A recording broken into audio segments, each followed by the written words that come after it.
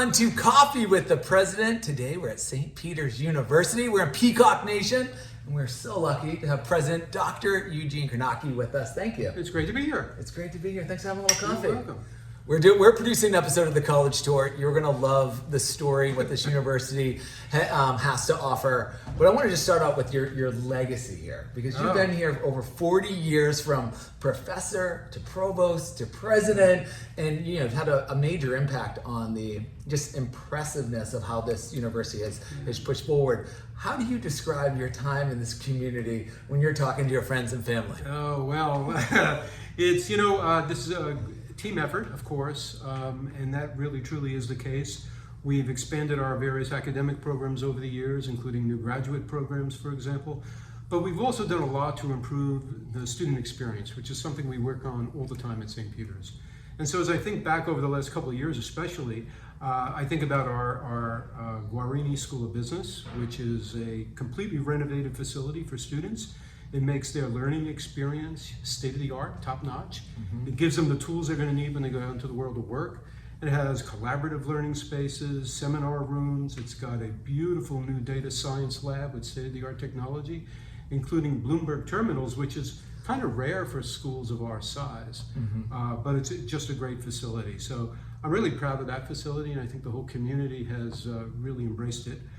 But then there's the Run Baby Run Arena, which I'm sure some people have heard about. It said that those peacocks really put us on the map recently. So in November, we cut the ribbon on the Run Baby Run Arena, which is a beautiful basketball and volleyball arena. Brand new entrance, Hall of Fame, state-of-the-art digital technology in the arena. All the things that you want in a really top-notch athletic arena. And while you're talking about this, what was the energy? Because you still feel the energy here. I mean, the energy is palpable. I love the community. The students are amazing. But when the infamous March Madness run, what a special time. It was really a special time. And I raised the arena because, in fact, the last major athletic event like that, basketball event we had, was to go back to 1968 with our team's amazing run against Duke at Madison Square Garden, right? Where they beat Duke, in front of a record crowd in the Garden. On that team was someone named Thomas McMahon, who gave $5 million to renovate this basketball and volleyball arena because he wanted our players who worked so hard to have the kind of quality facility they need. Well, that was in November of 21. No one expecting how far we would actually get during March Madness. Story. I got to tell you, the March Madness was just really extraordinary because ultimately, I think it really was emblematic of all our students at the university. Hardworking, grit, determination, and passion for what they're doing. And those players were absolutely extraordinary. They weren't afraid of anyone. And you felt it. I mean, the whole country twice as big, you name it. They just went out there with everything they had, and they showed the world what a peacock can do when given the chance. And it's rare. In fact, we made history. A 15 seed going to the Elite Eight. Never before done. But we're going to do it again someday. I love it. I love it. And flipping this from athletics to academics, that same passion, that same energy. I mean, 94% job placement rate. And that's incredible. I mean, can you talk a little bit about that and what you all do to secure that? Sure. Well, I mean, among the things we do, besides the quality classroom experience that we have, and faculty really care about students. I think that's one of the things I tell freshmen when they come in, when I talk to them. It's like, you've got to understand, everybody here is invested in your success. That's why we're here.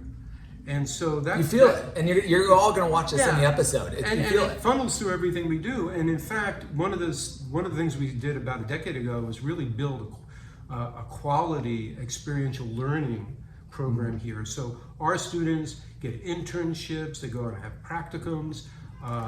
They're out there in the world of work before they even get out the door. They're touching it, feeling it. So they have that experience, and that's why we have that high job placement rate.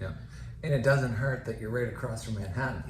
Great location. Yes, absolutely. So, we've got one of the greatest cities in the world, if not the greatest city in the world, right across the river. We're like, a 12-minute ride by path into Manhattan. You've got the whole experience there, from museums to athletic venues, you name it, they're there, and all the big financial institutions. But also right here in Jersey City. Yeah. People forget, we look out at Manhattan and have Yeah. a better view of Exactly. Manhattan Yeah, than they do. yeah. But we also have downtown Jersey City, where we have lots of financial institutions, tech businesses, you name it, we have it.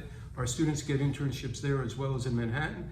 But beyond that, there's also a great social experience for students, because we have our own art museums, we have wonderful restaurant venues down there.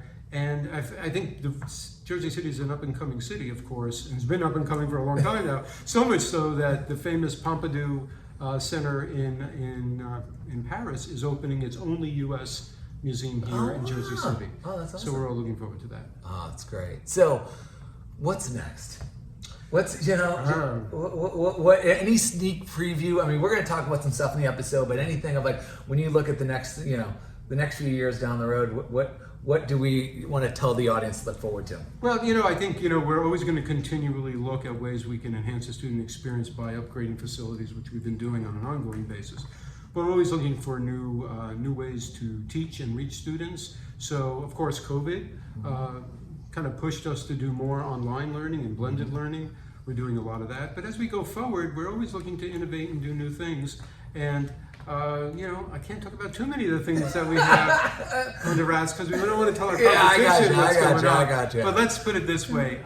The best years for St. Peter's are ahead. The next 150 years are going to be awesome. Well, I can tell you this, under your stewardship, what's happening at this university, Thank you. it's palpable. Thanks for having Thanks. a little coffee. Thanks for having the college tour here. When the episode comes out and drops, you got to watch it. It's your story is amazing. What you've done here at this university is incredible. And just thanks for having us, part of helping tell your story. Go Peacocks. Go Peacocks. Peacock Nation. Cheers, everyone.